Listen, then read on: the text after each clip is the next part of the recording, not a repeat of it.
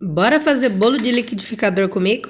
Eu comecei adicionando os ovos no liquidificador, A água em temperatura ambiente, óleo, açúcar cristal.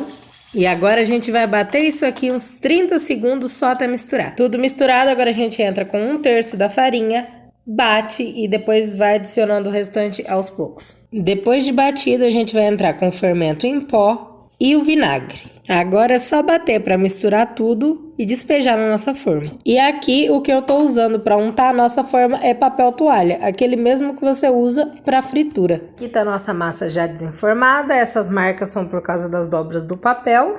Mas olha que massa fofinha!